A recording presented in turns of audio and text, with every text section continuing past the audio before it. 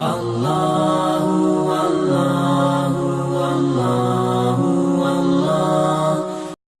نے رسول اللہ کی بات مانی اس نے دراصل اللہ تبارک و تعالی کی اطاعت کی۔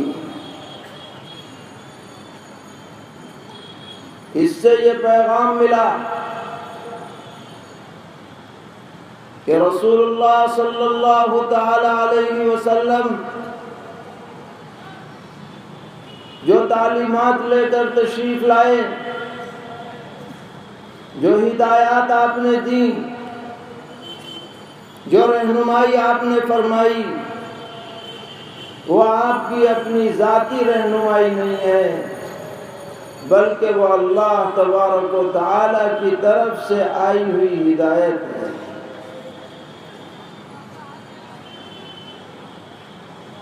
اور سرور عالم حضرت محمد مصطفیٰ صلی اللہ تعالی علیہ وسلم اس سلسلے کے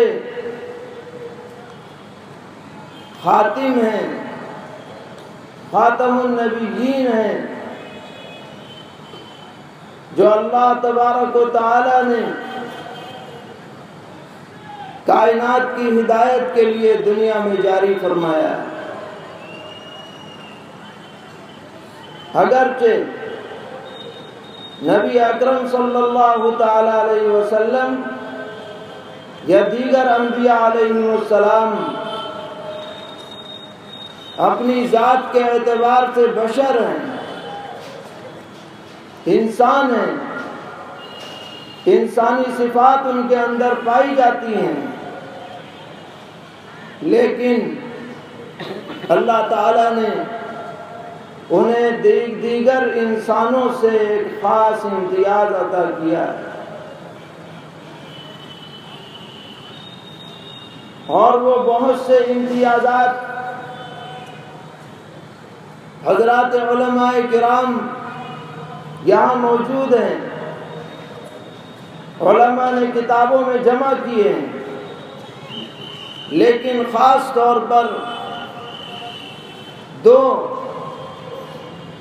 امتیازی خوبیوں کو ہم آپ کے سامنے ذکر کرنا چاہتے ہیں، اور یہ دو ایسی خوبیاں ہیں کہ ان کے ذریعے سے آپ پہچان سکتے ہیں کہ کون سچا نبی ہے اور کون نبوت کا غلط دعویٰ کرنے والا ہے۔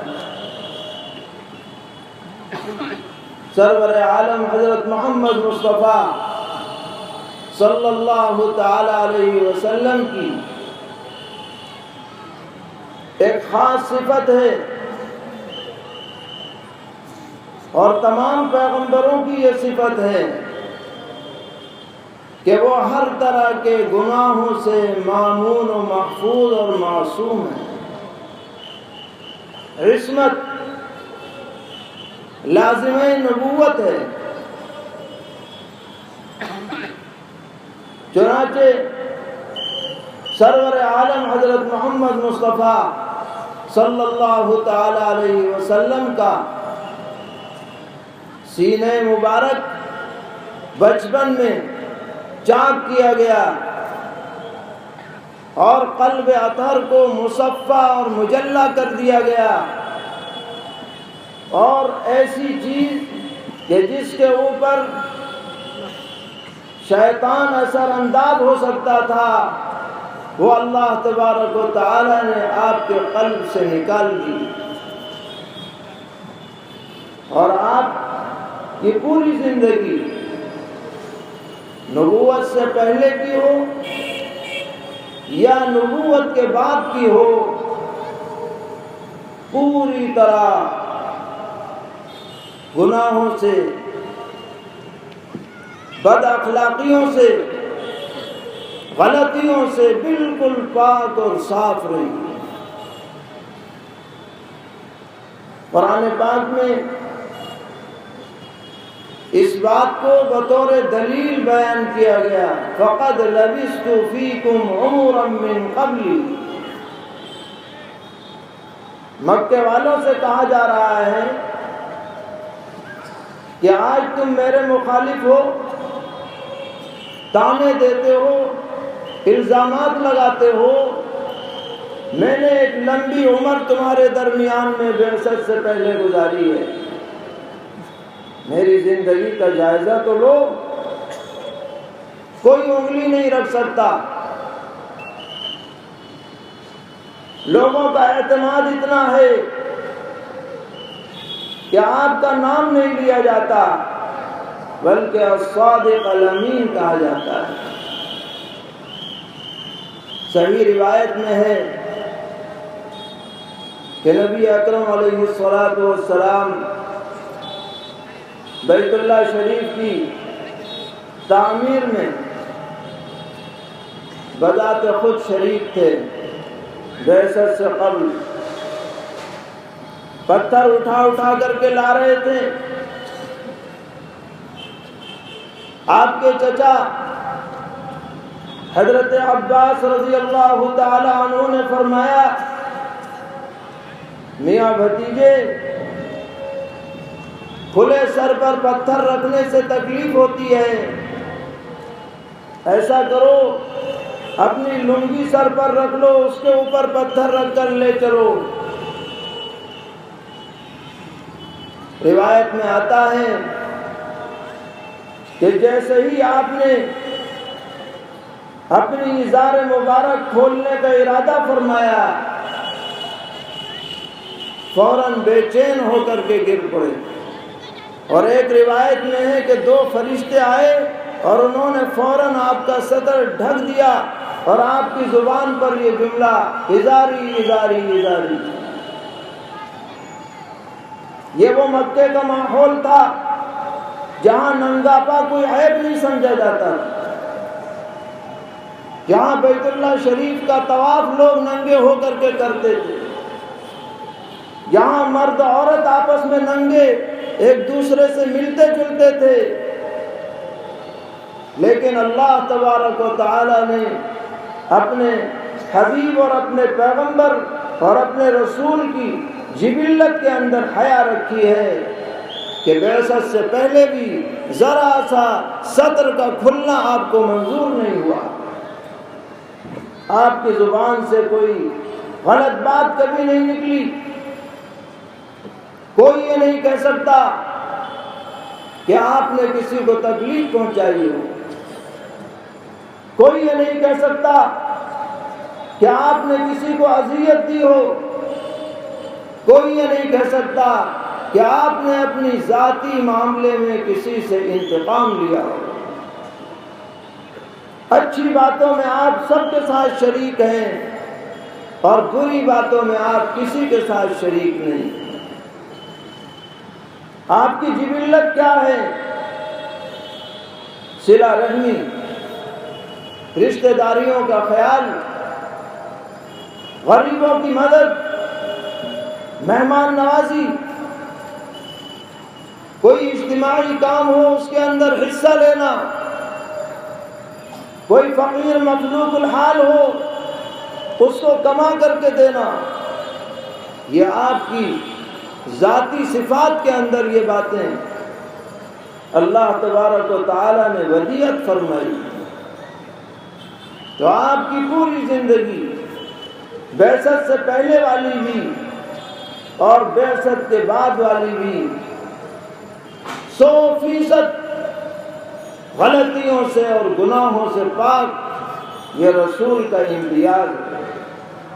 رسول کے علاوہ کوئی یہ دعویٰ نہیں کر سکتا کہ مجھ سے غلطی نہیں ہو سکتی، اور جو یہ دعویٰ کرے وہ خود غلطی پر ہے۔ اللہ تعالیٰ نے یہ عصمت خاصہ بنایا، امتیازی صفت بنائی ہے انبیاء علیہ السلام کی، اور خصوصاً سرور عالم حضرت محمد مصطفیٰ صلی اللہ تعالی علیہ وسلم۔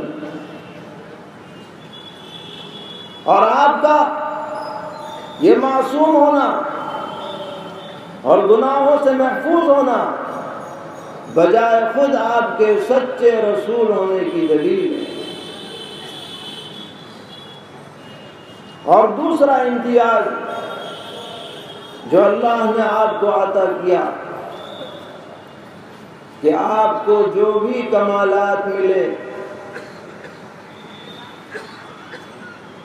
جو بھی آپ کی علمی ترقی ہوئی اور آپ کی زبان مبارک سے علمی جواہر پارے نکلے، تو دنیا میں آپ کا کوئی استاد نہیں، کوئی آپ کا مربی نہیں، کوئی آپ کو سکھلانے والا نہیں، آپ کو سکھلایا ہے براہ راست اللہ تبارک و تعالی نے۔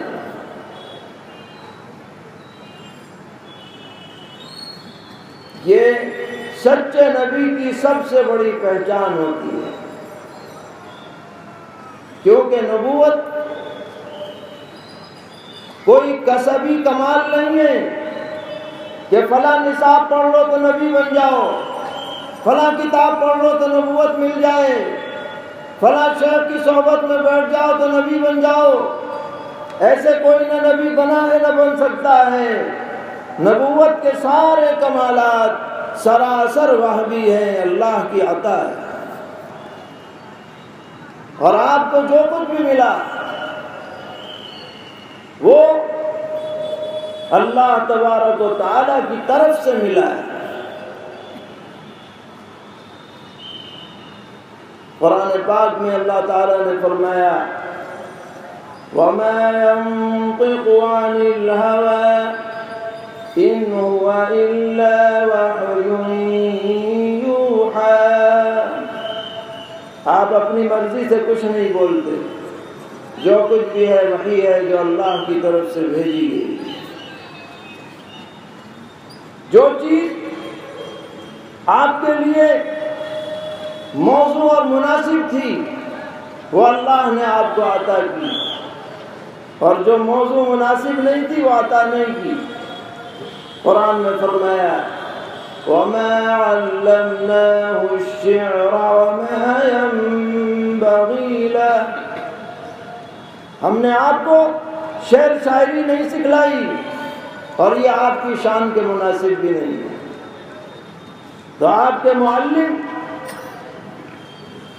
آپ کے مربی، آپ کو سکھلانے والے از اول تا آخر اللہ تبارک و تعالی۔ اور میں عرض یہ کیا کرتا ہوں کہ سب جانتے ہیں کہ نبی اکرم علیہ السلام کی پیدائش سے پہلے آپ کے والد ماجد رخصت ہو گئے۔ 6 سال کی عمر میں والدہ ماجدہ اللہ کو پیاری ہو گئی۔ 8 سال کی عمر میں دادا جان بھی چھوڑ کے چلے گئے۔ عام طور پر کسی آدمی کو بنانے میں، سنوارنے میں، سجانے میں، تربیت دینے میں ماں باپ اور دادا کا بڑا کردار ہوتا ہے، یا استاد کا کردار ہوتا ہے۔ مگر یہاں تو نہ کوئی استاد ہے، نہ ماں ہے، نہ باپ ہے، نہ دادا۔ کیا اللہ تعالیٰ کے لیے کوئی مشکل تھا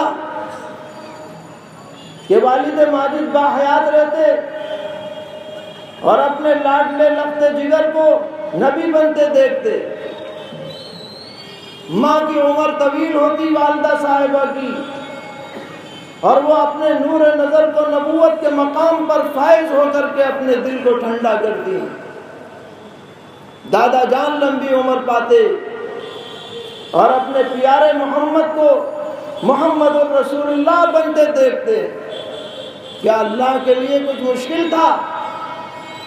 نہیں، مشکل کچھ نہیں تھا، لیکن دنیا کو یہ بتلانا تھا کہ اگر یہ باحیات رہتے اور کل کو آپ کی زبان مبارک سے علوم نبوت نکلتے، آپ کی زندگی سے اخلاق فاضلہ ظاہر ہوتے، تو کوئی کہہ سکتا تھا ماں نے اچھی تربیت دی، کوئی کہہ سکتا تھا باپ نے اپنے لال کو اچھا سکھلایا، کوئی کہہ سکتا تھا کہ دادا نے اپنے نور نظر کو بہت ہی اچھی طرح تربیت دی ہے، لیکن آج یہ کہنے کا کوئی موقع نہیں۔